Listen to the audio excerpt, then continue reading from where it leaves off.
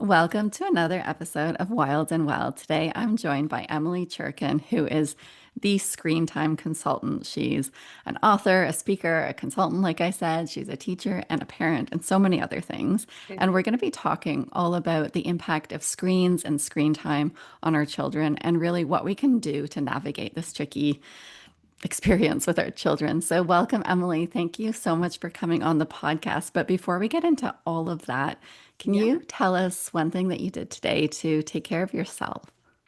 Oh, I walked my daughter down the block to school. I'm not allowed to turn the corner because she's in middle school. So I can get to the end of the block and then I walk back and I always try to think about like not looking at my phone during that time. So it's fall here and the leaves are so beautiful. And I passed a tree that was two colors and I was like, if a tree can be two colors, then people can be more than one thing. It was like this very philosophical moment, but in just a 10-minute little back and forth to my house. So that's what I did this morning. It's amazing what being outside and walking can do for our perspective. I agree. I love it. It's like there's no money in telling people just to go for walks for exercise and mental health, but it's like totally the best thing you could do. So Yeah, it's I definitely picked up that. there. Yes, Amazing. Well, what a exactly. beautiful way to start your day. Yeah, thank you. So, can you share a little bit about you, what you do, and how you became like the go-to expert on intentional screen time? Yeah, I accidentally in some ways, as these stories often go, but I was a teacher. That was my primary career out of graduate school. I knew I wanted to be a teacher. I ended up working in middle school, so seventh and eighth grade, mostly middle school English, because I love reading and writing and talking about books and ideas and words. And I started teaching around 2005, and I left the classroom in 2015. And I will tell you that. I was a peripheral witness to two huge elephants in the room now, right? We've got the smartphone childhood, the advent and introduction of that into childhood, and the changing of education from pretty much entirely analog to almost entirely digital. And so these two things actually happened in parallel. We talk a lot more about the phones and children and social media, but a lot of my work is actually also around the educational technology side as well, because I am and was a teacher, so I see what's changed.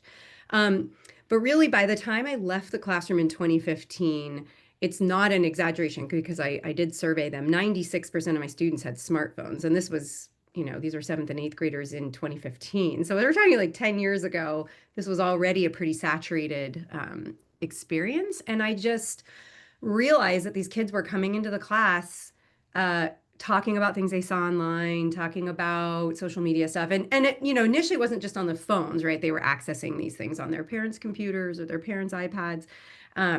We know now how different that is. But I was like, wait a minute, I can't teach vocabulary right now while they're completely, emotionally hijacked by some social drama that happened where somebody was left out. And because it trickled in a whole new way. And I thought, well, I can't ignore this. And so I started talking to my students about it. And the aha moment was when my students started saying, yeah, but our parents are texting and driving. Our parents are playing Candy Crush. Our parents are scrolling through social media. And I was like, oh, this isn't a kid problem. This is an adult problem that's impacting children.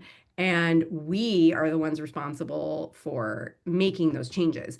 And I always say, with the caveat that this isn't parents' fault either, right? It's our responsibility. It's not our fault. And so that just led me on this path of like, I think I need to work with parents. And so I started trying to put myself out there as a parent educator, like a speaker, come into the schools and do those kinds of things. And I wrote a book somewhere in there. And I do a lot of, I joke I'm an accidental activist because I sort of kept that sort of activism stuff on the side. It was like my hobby. And now my activism and my work are inextricably linked. So yeah, that's it. And I'm a parent. I mean, I think that's another important detail. I have a 17-year-old and a 14-year-old, and I have been living this. And even this morning was having a conversation with my daughter about smartphones, and she doesn't have one yet. She's 14, eighth grade. So we've held out, I mean, longer than any of her friends, that's for sure. But yeah, it's hard. It's hard. I have a lot of empathy for parents. Yeah, it is hard, and there's a lot of pressure for on kids to have access and have the smartphones or the tablets. And I Yeah. think you're so right to start with the parents and work with them because we can teach kids things, but the parents are the ones that put the boundaries in place. They're the ones that ultimately like have that Yeah. say, especially when our kids are younger. I'm a Yeah. psychologist and I used to work a lot more with kids and teenagers, and so often the parents would drop their kids off and expect Uh-huh. change. And like you can, Uh-huh. their change can happen, but a lot of the time it's like Uh-huh. you need to be in this room too, and we need to be doing Yep. things between sessions because like you need to understand this and help support the change and really Yeah. like sometimes be the number one on that change. I've heard that from more than one mental health professional that like this is actually not about dropping the kids off and fixing the kids. And there's tools we can give kids, of course, we should be Yeah. teaching them. Yeah. But I agree. And actually, my book was really written as a guide for parents about how to navigate what it means to parent in the digital age. And, you mentioned tech intentionality, and I've built my sort of work around that phrase, which I trademarked. I had no idea at the time. I was like, well, I think it's kind of unique and it's proven to be quite a useful phrase. But really, what I just mean by that, my abbreviated definition is like later is better, less is more, relationships and skills before screens. And that's the foundation of my work, everything I do. So, yeah, that's the distilled version. That's really nice to have those simple points to come back to because there is so much behind that and we can go into that. But if we just Yeah. remember those, Yes. then we can go from Yes. there. So can you repeat those for Yeah. listeners just to hear one more Later is time? better. Later is better. So just delaying as long as possible, whether that's like delaying access to the phone, delaying access to the iPad, delaying access to social media, whatever it is, the later the better. Less is more. Family movies are great. I love watching movies with my kids. Family movie night means one family, one screen. Does not mean mom and dad scrolling on their phones while the kids watch a movie, right? Like being really intentional about when we use it, what we mean by it, and just less is more, right? High quality, longer paced content versus short form content, all of these little nuances within there. And then relationships and skills before screens. And so, what I mean by that, again, I'm always aiming for like 80-20. 80% of the time, we're hitting these metrics, right? Like it's not going to happen every time. So, we're going to focus on the 80-20. But to me, the relationships and skills are the antidote to a lot of the problems that crop up with excessive screen use. I'm not saying it will solve them, but if we can front load strong and healthy relationships, if we can front load skills like executive function and empathy and critical thinking, we are preparing our children to face the challenges that will come with internet and social media and all of that. Yeah. Yeah, that makes so much sense. And I think that's such a good guideline. Thank So, why you. is it so critical that our children aren't on screens that much? Yeah, actually, I always quote the work of Dr. Doug Gentile in this. He's an Iowa State researcher, Iowa State Media Lab, I think it is. And he talks about this idea of displacement. And it's really what it sounds like. Time you spend on a screen is time you're not spending doing something else. And I think, and that's it. That's the entire bulk of his research is saying, when you do this, you're not doing that. And to me, that makes such sense because we all only have 24 hours in a day. And he looked at childhood over the decades. It's actually really, I think it's so fascinating to look at like the number of hours of free time children had in the 1950s and 60s, even 70s. But as television and computer and internet and smartphone, social media, and video gaming, and all of these things crept into our lives, the number of hours we have in a day didn't change, but the number of hours we were spending on all these other things shrank. And that is the tragedy, the loss of free play, being outdoors, unstructured, unsupervised play. I mean, play is the work of childhood. I know you know that, and to and there's a lot of reasons why. It's not just screens that have interfered with that.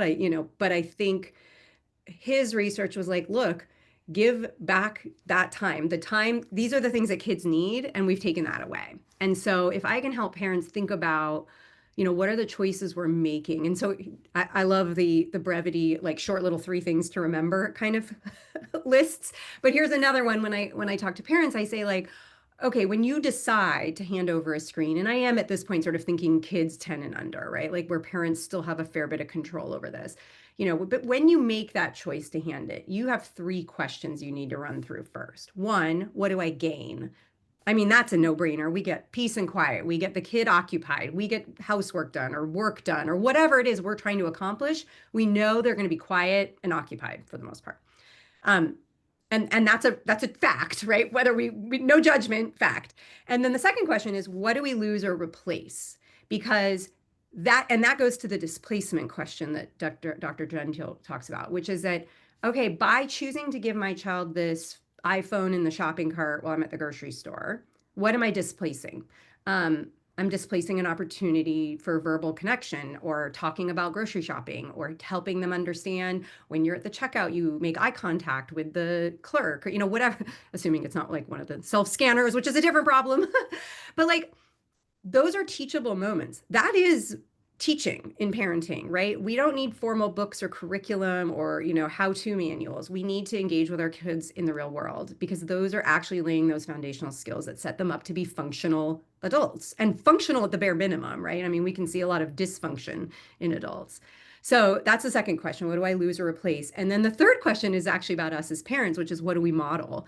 If I'm at the grocery store and I pull out my phone when I'm waiting in line, what am I teaching my child about boredom? What am I teaching my child about how I fill these moments of time? Because, 15 years ago, that wasn't an option. I mean, that like we did do other things. It was possible. It is possible to be engaged in other ways. And so those are the questions I would just encourage parents to think about. And there, we can apply those questions to more than just the screen itself. But what do I gain? What do I lose or replace? And what do I model?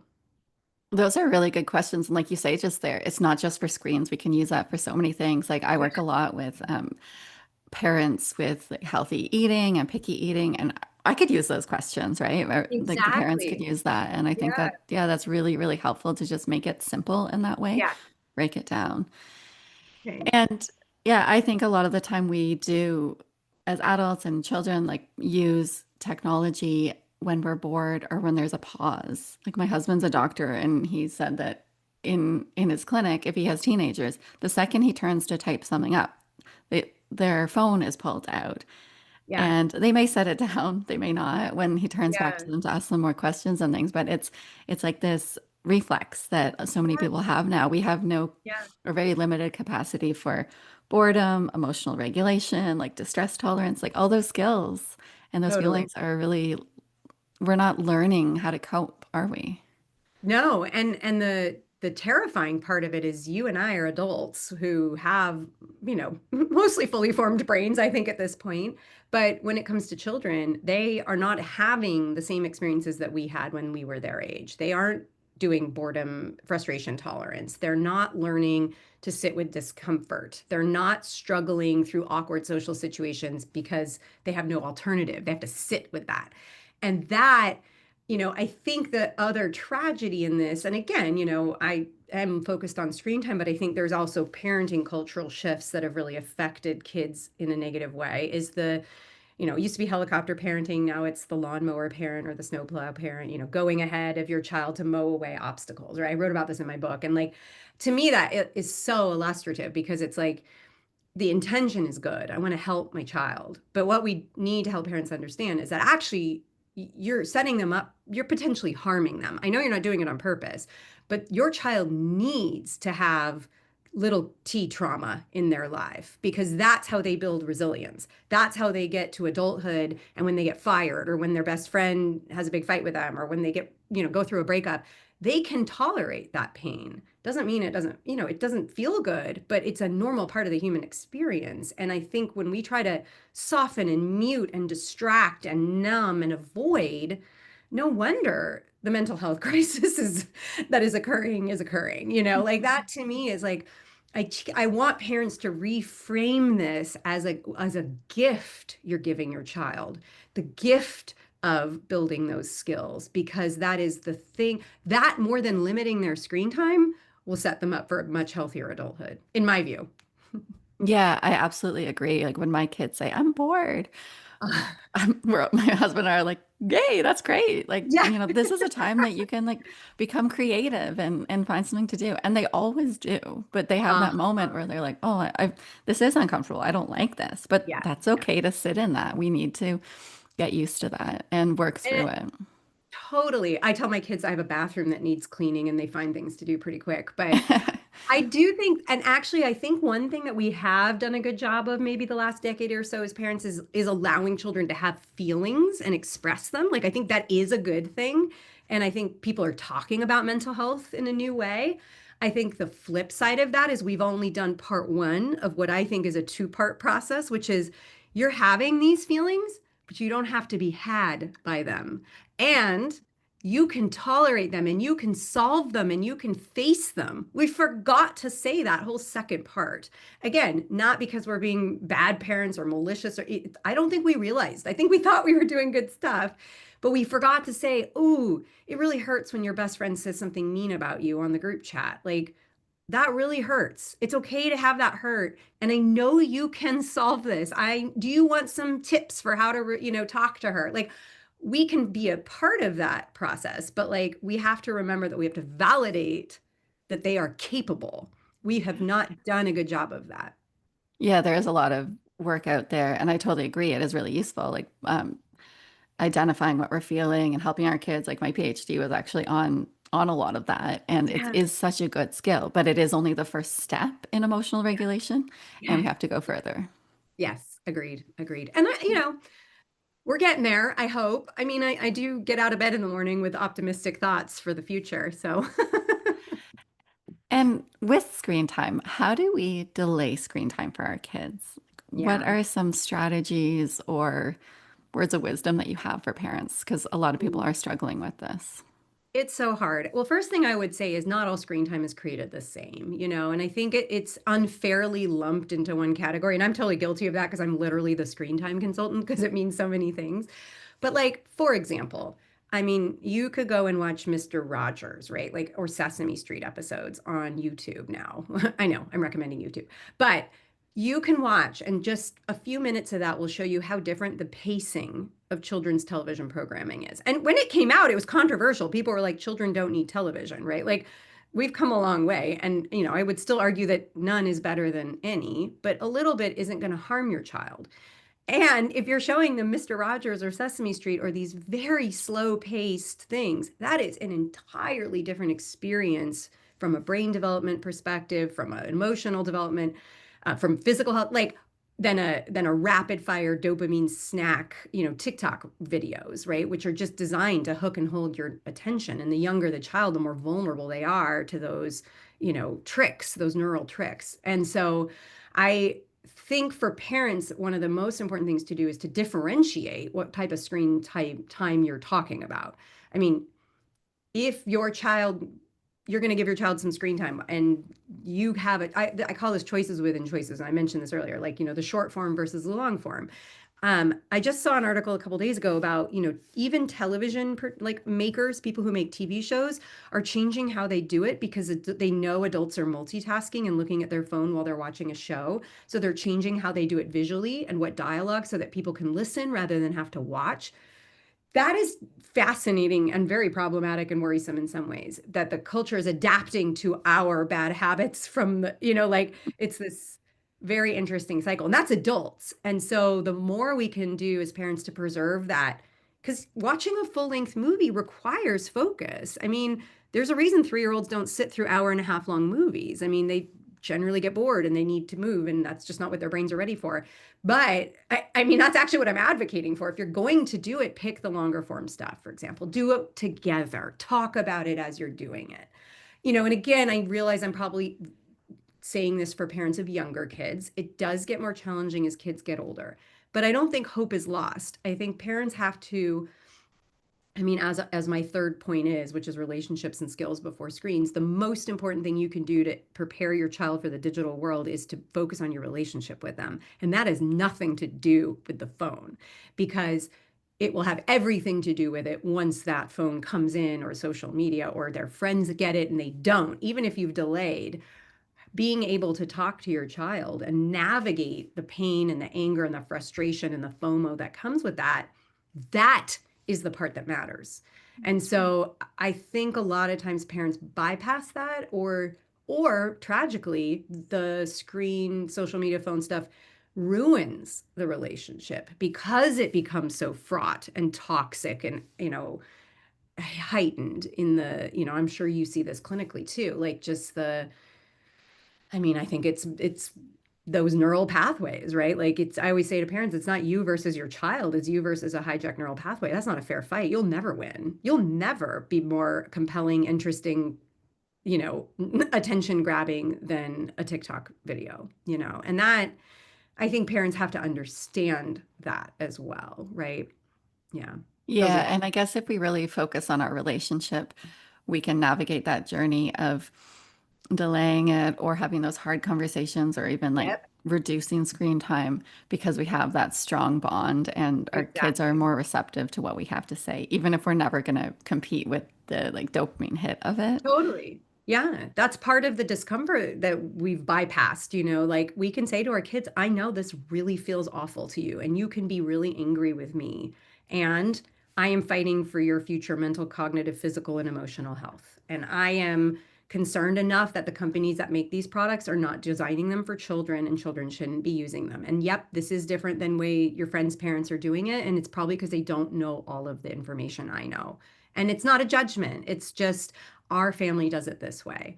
And you need a strong family relationship to be able to say that and have that matter. And I'll offer my own personal family situation with this because I don't want people to think that I've got this all figured out either. I said I have a 17-year-old and a 14-year-old. My 14-year-old doesn't have a phone yet, but we years ago said by high school, even before I know what I know now. And in part of me, I'm like, I want to give her Instagram of 2011.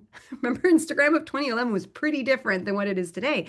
But like, I actually had this conversation with her about like, well, when and what. And I mean, still in my mind, it's like, it's a tool, right? I can see giving it to you as a tool, but it's going to have some pretty strong restrictions on it. And even that, I don't always recommend because they don't work, right? Because I know how savvy kids are. But my daughter, this is the point I'm trying to make, is actually, she made some comment about, well, maybe I wouldn't Snapchat because that's how everyone, and I was like, screech, like Snapchat's one of the worst, like no way. I totally got hijacked. We yelled at each other, had a big fight. And then later that night, I returned, right? We came back, we repaired, we discussed it, right? Like that's the relationship part. Doesn't mean you don't have conflict. It means you deal with it when it comes up. But I said, hey, I got really concerned when you said Snapchat because it's just so unsafe for kids. And I know everybody has it. I know this really feels like you're the only one. And she's like, and I said, but like that one I have a hard time with. And she's like, oh no, I understand. I know.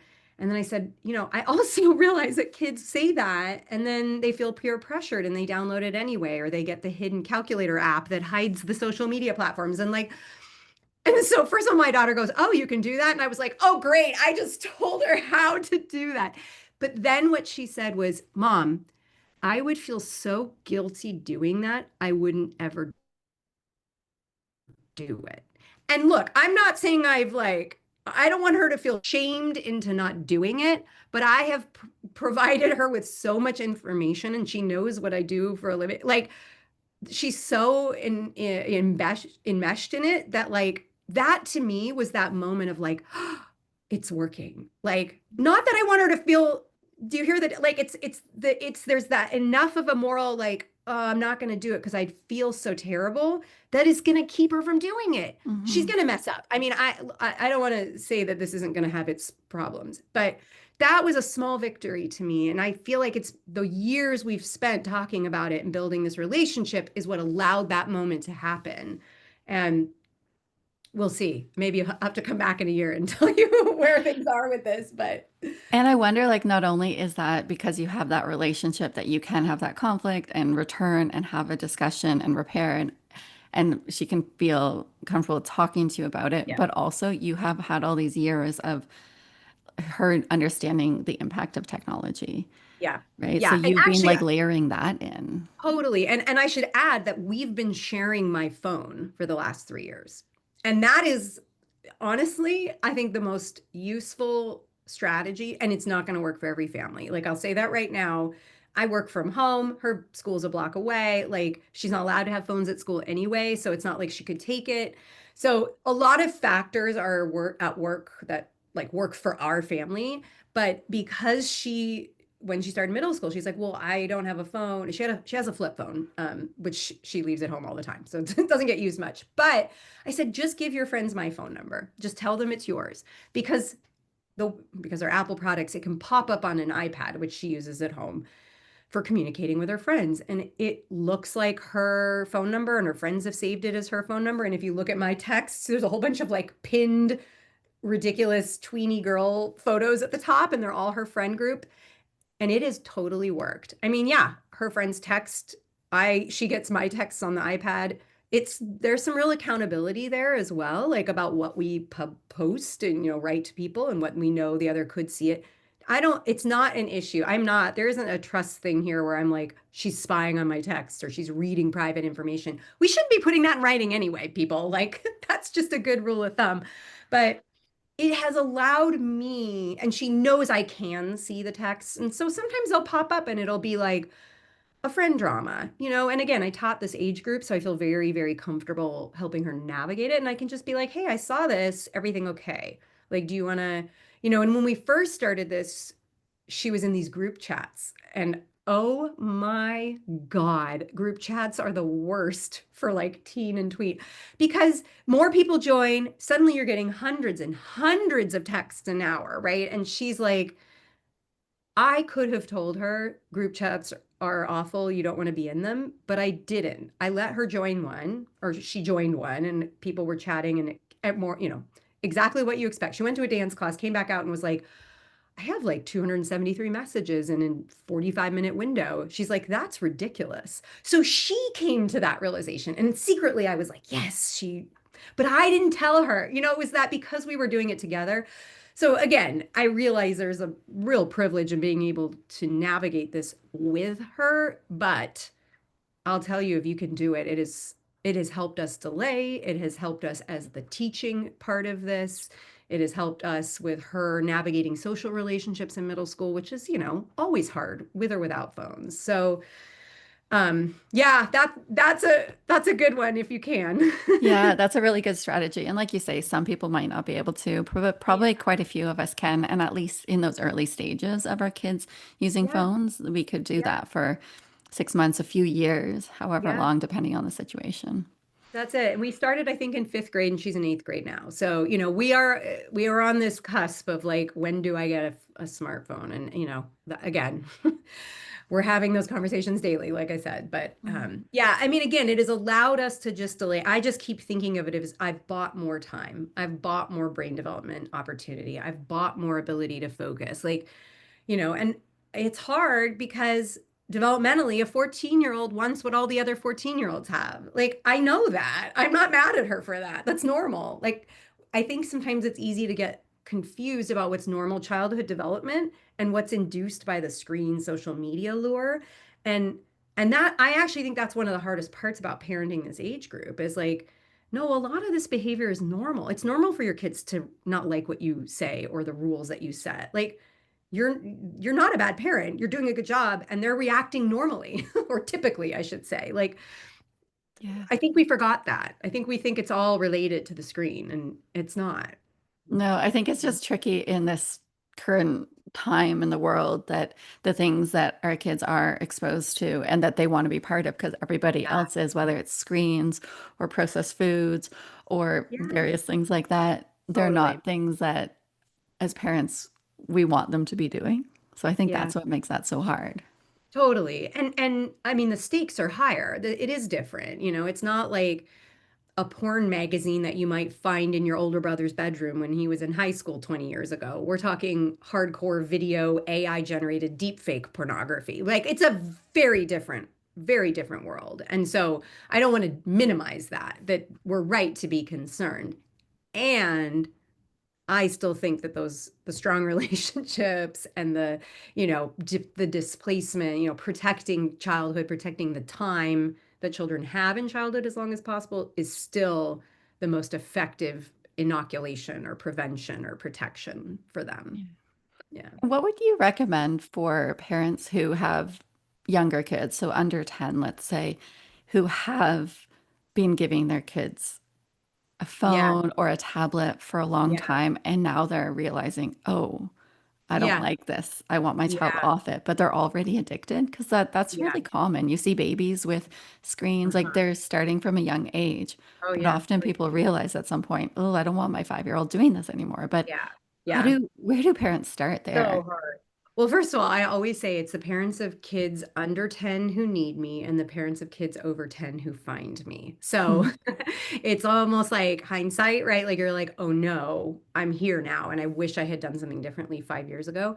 It's never too late. I mean, I'm an optimist. Like if you're feeling that way, or even if you're curious, I wonder what would happen if we removed the device or we took away some of the time.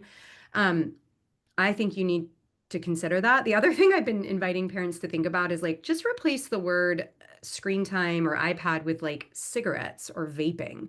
I mean, in terms of what they do to our brain and our body, it's pretty similar. And we would be pretty horrified if you were like, oh, I think my 10-year-old's addicted to, vaping. Like, that's a pretty shocking statement. And yet, wouldn't we want to stop them from vaping? Like, why would we try to find like a safe vape, right? Like, that's to me where we kind of have to reframe this for ourselves to be like, oh no, this is serious enough. The good news is with the under 10s is you still have a lot of parental authority. You still have the ability to say, I made a mistake. And this is so important. A parent educator taught me this years ago, and I quote her all the time. My favorite line, I forgot to teach you. This is such a disarming phrase as a parent. I forgot to teach you that iPads were not made for young brains. I forgot to teach you, or I just learned and it's my job and I didn't know this and I know new information now. And this is great modeling, by the way. I have new information and it's allowing me to make a different choice because that's what we do when we get new information, right? Like modeling that we can change our mind, modeling that we make mistakes. And you can make it about you, like I didn't know. You can also say, I know this is going to feel really awful for you when I do this, and you're going to be really upset, and it's okay for you to be upset with me. And you set the boundaries. It's not okay to hit, it's not okay to whatever. Um, and I think, especially for young kids, and especially for those kids who are addicted, and there are kids who are addicted, it will be awful for a week at least. And you should expect that. And you should assume that. And that is a good sign because it means that there really was something going on. And again, I say this with the huge caveat that I am not a licensed mental health professional. So please do that in the capacity of, in consultation with your doctor if you really think there is some addiction going on. But I think it's actually really an interesting way to just test the waters a little bit. Like I've worked privately with a few families, and I remember they navigated an iPad addiction for their young son. I think he was 8 or 9, and they decided to take a family vacation without the iPads. And this was the first time they'd done that because it was the norm was to take them with them. And they said it was the best family vacation they had ever had because it wasn't even in the same country as the iPad. Like it wasn't available. And by making it available, they were always arguing and always debating and always negotiating. And so, you know, I would invite you. I'm not saying go on an international vacation without the iPad as a solution, but if that works for you, great. I mean, there are ways to just be like, oh, the iPad's going on vacation to grandma's house. Just remove it altogether so it's not there. And that helps you too, I think, as a parent. I also think getting your co-parent on board is absolutely important in this. And that, of course, I hear about that a lot. It's like I think one thing and my partner thinks something else. And so, where is the common ground that you can find? Like, what is the purpose in doing something like pulling back or reducing time? Because I would imagine if you both care about your kid, that's the shared, let's just try this and see what happens, see if we notice a difference. So it's not easy. I don't want to sugarcoat this, like, but I absolutely think we have to. I mean, I think there's, it's not going to get better. It's not going to get easier.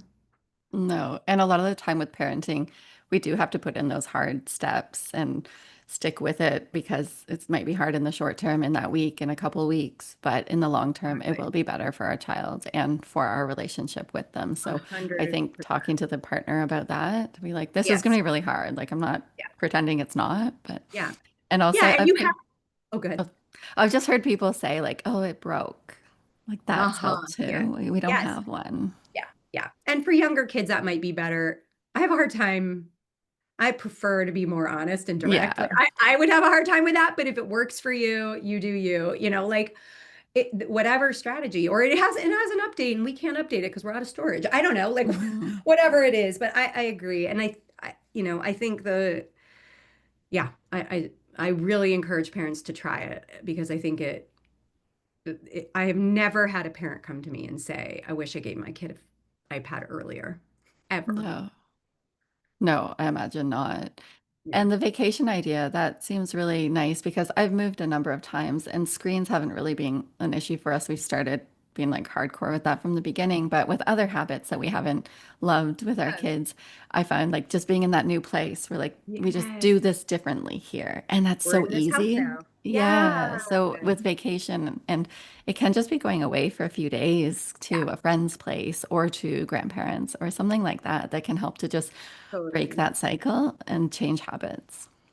Yeah, and I think if this is something you decide to try as a family, like make it fun. This isn't punitive. This is an opportunity. It's an adventure. It's a family experiment. And when I work with families, I mean, parents have to do some of this work too. Like they need to say, yeah, while we're trying this no iPad stuff, we're going to keep our phone. I mean, parents' phones shouldn't be in the bedroom anyway. That rule number one, low hanging fruit. And yet 95% of parents do. I mean, that's the reality. I always survey audiences when I go do speaking, but that to me is a no-brainer because if your 5-year-old sees your phone in your room at night, what's your 15-year-old going to say? Like when they get to be 15, you've had your phone in your room for the last 10 years. Why can't I? So that's such an easy one. Like get an alarm clock. They're cheap. They're not internet connected. They work. It's like that's a big one. But if you're going to do a detox, have scheduled. I always tell parents like get the calendar out, write down some fun things. Like oh, on this Saturday we're going to go to the zoo as a family, or like we're going to watch a family movie night. Like again, it doesn't have to be an anti-screen detox, that can extreme doesn't always mean better, that can often backfire. But like if the iPad's on vacation for a month, then what are the other go to a movie? I mean, that's an experience a child will remember. Like there are things we can do. So to front load it as like something different, it's going to be hard, but we're going to try some new things and then we'll reevaluate, we'll revisit this.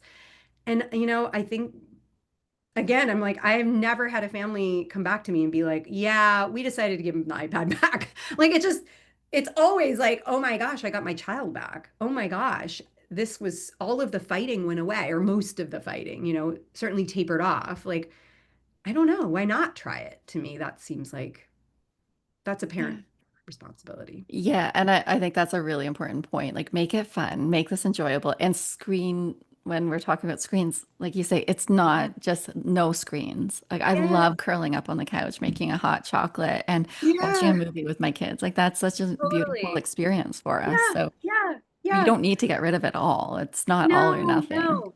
No, and I think that's a really important is the nuance of this, and I avoid it's funny, I walk a really fine line of like I am not anti-tech, but I am tech intentional, as I've mentioned. And like to me, that is very tech intentional. It's like there look like I can talk to you in a different country in a different time zone over my computer. Like that's so cool, right? Like there are amazing things that technology can do, and we want our children to see that.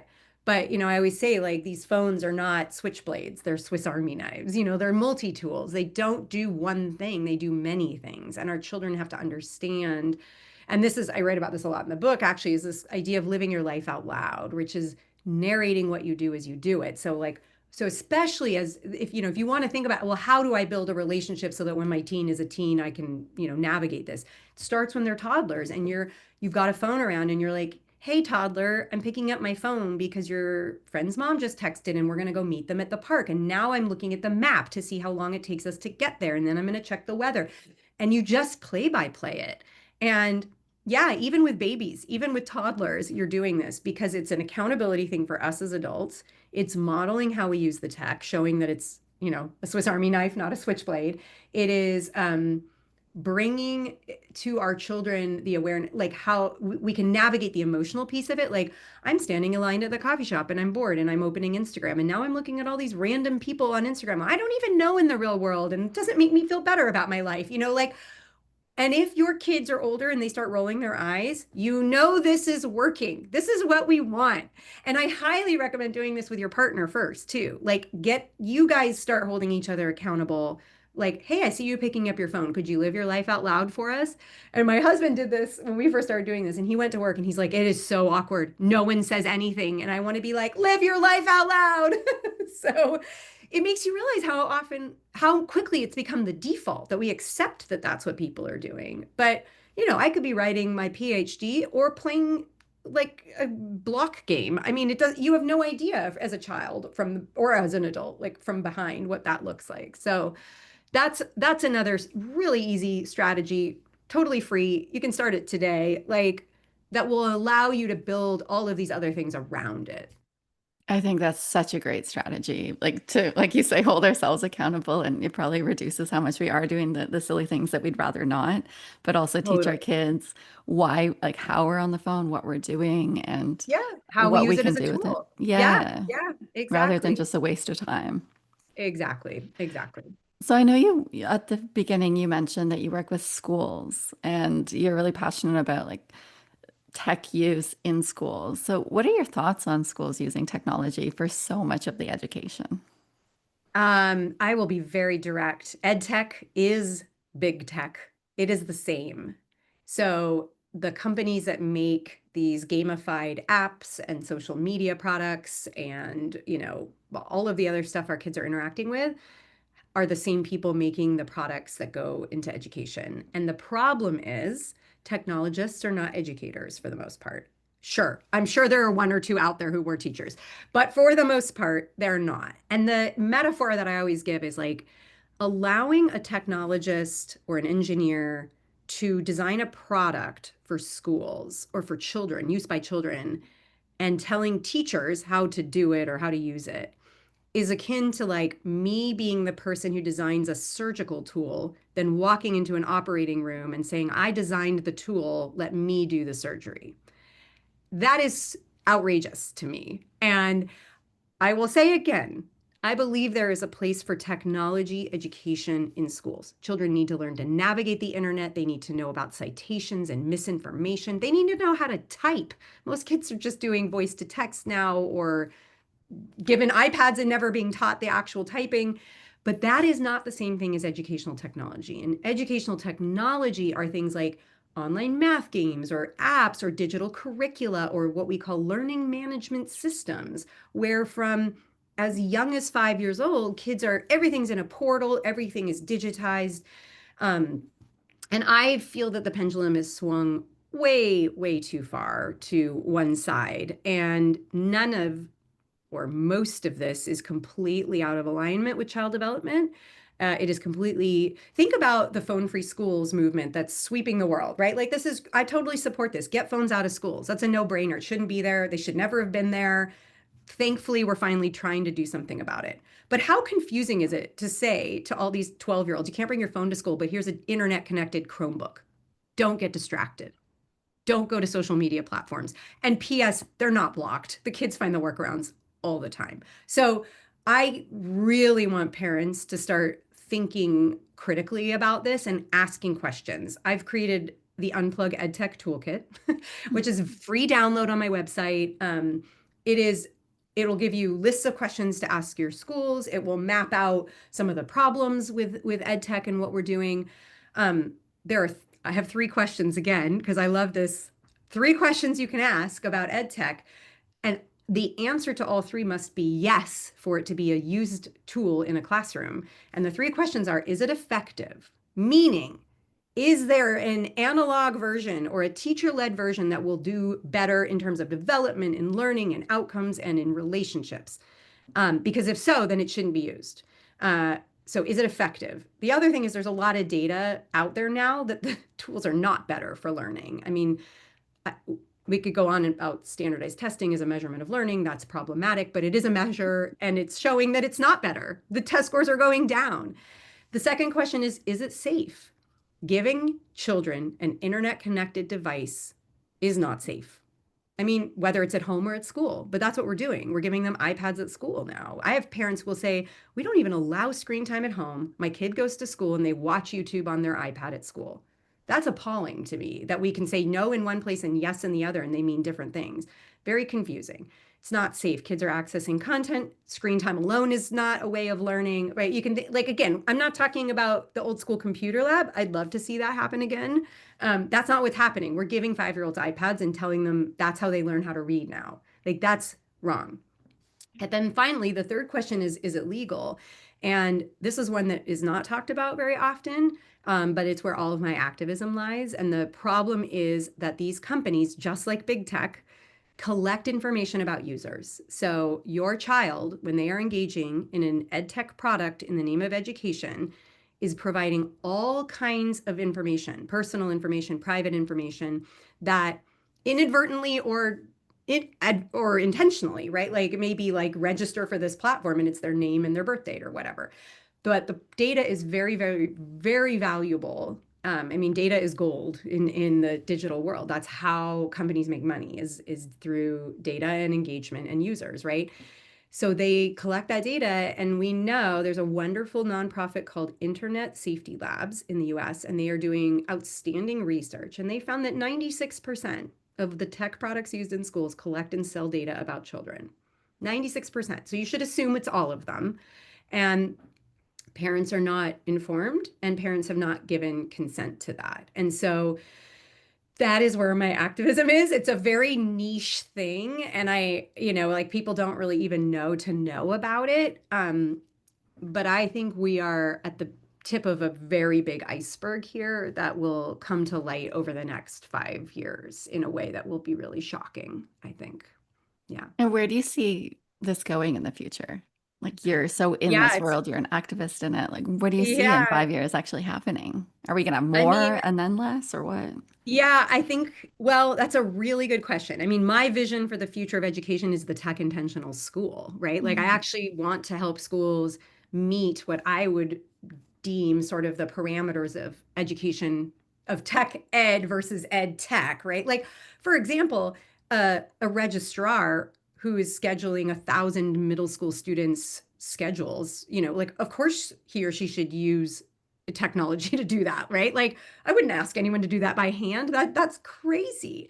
Or bus routes, or like all of these logistical behind the scenes things. We should use technology, but but the data and information in that shouldn't be given to third parties or sold to ad companies. Like there's some legal parameters. So I always see it like a Jenga tower, the like game where you pull out the blocks. We're pulling out the blocks at all different places. Some of that is litigation. I am involved in some class action litigation. There is advocacy where like I actually have refused the computer for my 14-year-old at school. I just said, no, we're not taking it. She's doing just fine. And they don't really know what to do with this. And part of the problem is this enmeshment, right? Like all of the curriculum is online now.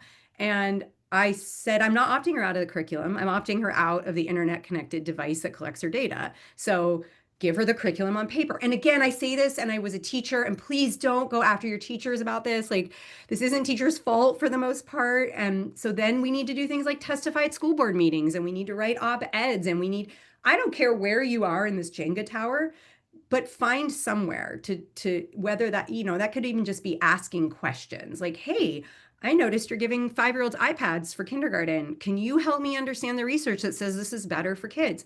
Non-confrontationally, I'm just curious because I'm really struggling here. We're being told to reduce screen time at home, but you're giving them an iPad for school, right? Like, help me understand that.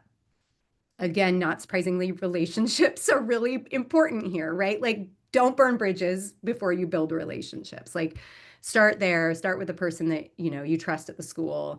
And unfortunately, there are school administrators who are very resistant, double down, refuse. Like, unfortunately, it does get to the point where things get escalated. I wish it weren't, but I don't know. I mean, you asked what would be the future. I would love to see intranet, like where everything is housed within a building, all the data is kept within the school. There is a computer lab with a designated technology education teacher, where there is a robust digital literacy curriculum and media literacy curriculum that is not funded by Meta.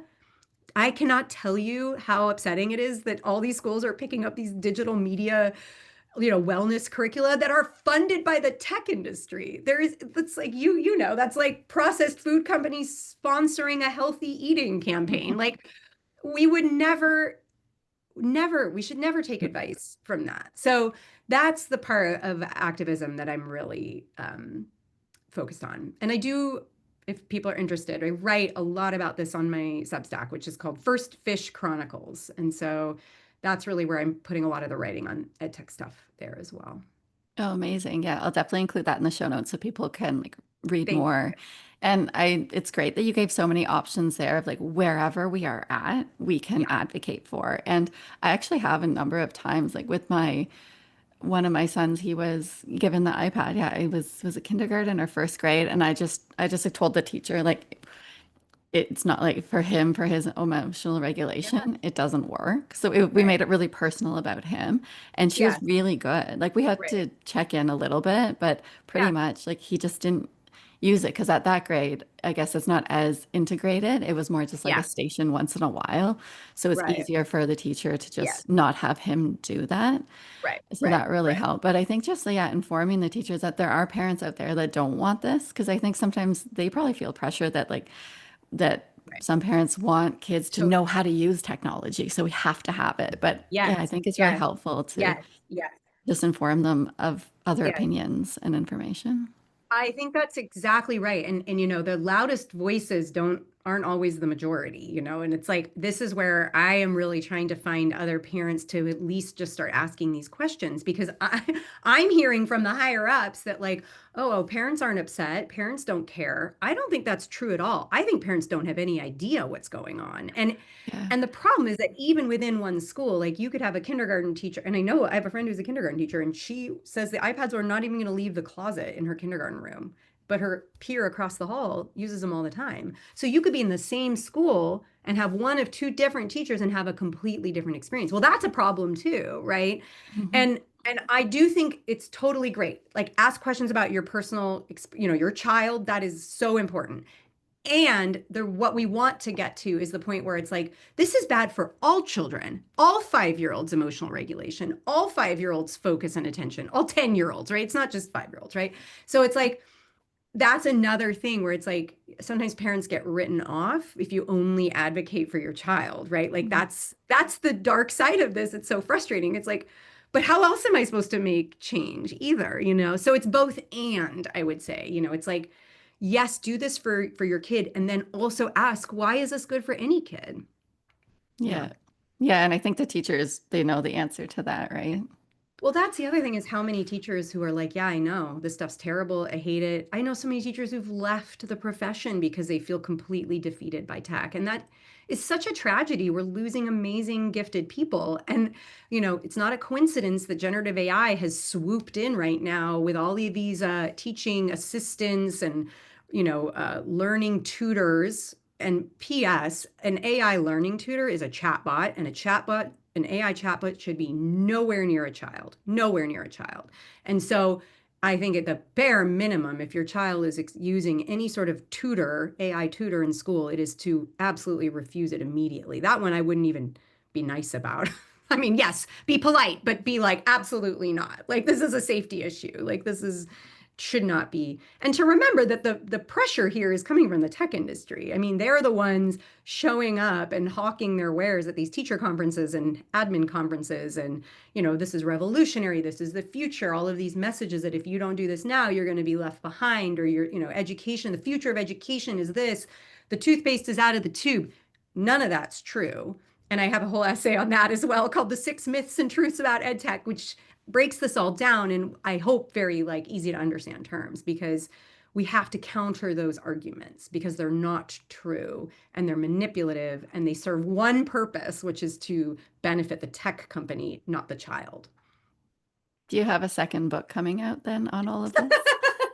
About ed tech. I mean, the number of people who've asked me that question is more than one. I need to figure out how to do that. Yeah. I mean, my goal right now, part of it, the problem is because I'm involved in active litigation, I can't speak like directly about what's happening as much as I want to, and I want to write about it. I can't. So I will. Um, but yeah, short answer is I don't have one now, but I should. I have ideas for one. So Yeah, thank right. you. And then when that's over, it can like come out right away because we need it. Parents would Yeah, want that, and teachers would want that. Everybody would. that's a really good point. Okay, well, good. You're helping me like think about. I just made some big pivots in how I ran a business, and I put that in quotes because I've never been profitable. Which so I'm probably a terrible business owner. So now I'm saying that I'm running an unbusiness, whereas like I just have like my website and you can hire me to speak, but I just don't care about like lead gen and like ROI and all these things that were just never something I cared about. I want to teach and write and speak and make changes. And so I'm open to invitations for however that looks. And so I am traveling and I am doing some speaking stuff and maybe writing a second book is on that list. Yeah, it'd be great. But I love that you're speaking and you're talking to schools and you're advocating for this because we need Thank people you. like you out there doing this because there is a lot of pressure coming from the other side. Yes, for sure. Yeah, it's absolutely true. And I appreciate you asking me these questions and sharing them with your audience. And, yeah, that's how we get the message out. Yeah. And was there anything that you wanted to talk about or you think would be important for parents to know about that I didn't ask you? I think it's interesting because we've been talking a lot about like resilience for our children and like helping them struggle with discomfort. And I would love to invite parents to think about that in terms of the ed tech and the advocacy, because I think a lot of parents are afraid to stir the pot or stress teachers out. And I respect that. And I also don't want you to accept no. Um, you can't opt out as the final endpoint of that conversation. So I would really love to invite parents to sit with that discomfort as a way of modeling for your children that same thing. It isn't easy. It is going against the norm. It is asking uncomfortable questions respectfully, but it matters. And what you're doing is you're doing it for children. Again, like I say this over and over, but the business model of ed tech is fundamentally at odds with child development.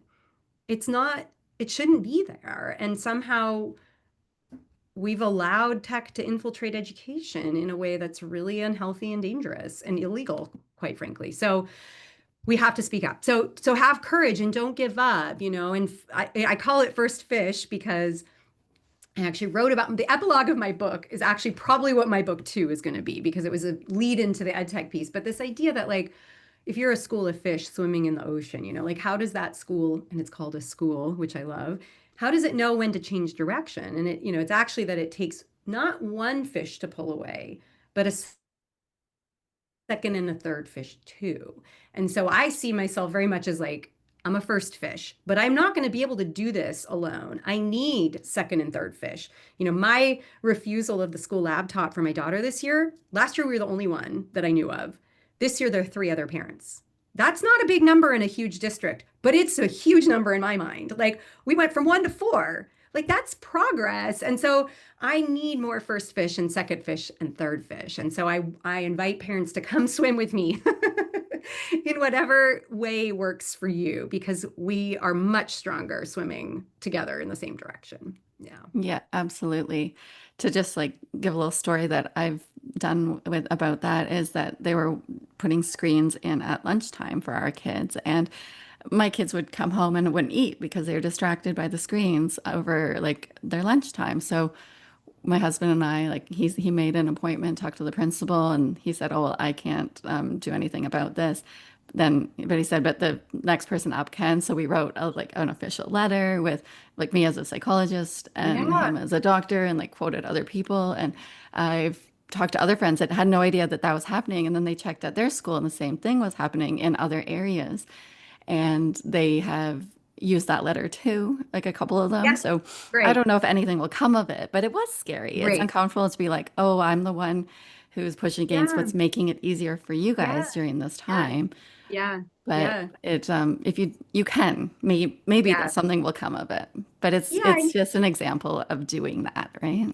Totally. And that is a great example and it is uncomfortable. And I think again, it's indicative of the fact that not all that we have to talk to each other too as parents. Like if other parents don't know that it's happening, they don't know to ask the questions. So and I make this easy too. I have a whole bunch of letter templates on my Substack. So if you want a letter of Amazing. like, like your this one drives me crazy, but like the school has written you an email to say that your child is off task on their school issued iPad, and it's like I've got a great letter response for that, which is like, thank you for bringing this to my attention. I would love for my child to not be on this. This is a great example of why they shouldn't have it, right? Like or why we're opting out, or a letter to the teacher saying like, I support you and I'm sorry that we're doing this because I know it's going to impact you unfairly, and here's how I hope we can help, or let us know. Like, I've written all these templates, and if listeners have ideas like, I need another letter template, let me know. I love doing that kind of stuff. So I try to keep adding them as I think of them, but I want to make this easy for parents too, to take that template and adapt it for whatever situation you have. But yeah, yeah, that's great. That's incredible. So those templates are on your Substack? They're on my Substack, and most of them are free. I have like a slight, there's a couple that are but maybe behind a paywall. It's like $8 or something. So, it just helps me keep my writing and pay my assistant kind of going. So Yeah. Oh, amazing. That's so helpful because I think people, yeah, that is a block that you're like, I now have to put in all this effort. I'm busy. I don't know exactly what to say. So if we can use templates for things, we can yeah, just get more of those out. So yes, excellent. agreed, agreed. Well, thank you so much for coming on here and talking to us and doing this advocacy work and writing your book and talking to schools. Before we leave the conversation, can you just let people know where they can find you online, Yes, social media, and just mention your Substack again? But I'll keep all of yeah, this in the show notes too. But yeah, just for listeners that don't look at show perfect. notes. Yeah, perfect. No, and again, irony duly noted that I'm on the internet. My website is thescreentimeconsultant.com. I write at Substack under First Fish Chronicles, which it should be free to read 90% of what's on there. There's a video library on my website as well where you can see past talks and interviews and stuff that might be of interest. My book is called The Screen Time Solution, a judgment-free guide to becoming a tech intentional family. It's available anywhere books are sold. I am on social media. I don't post a ton, probably most often on LinkedIn or sometimes Instagram, but I'd rather you follow me on First Fish Chronicles, but I am on online as well. So thank you so much for having me. I appreciate the time and the questions you asked. No, thank you.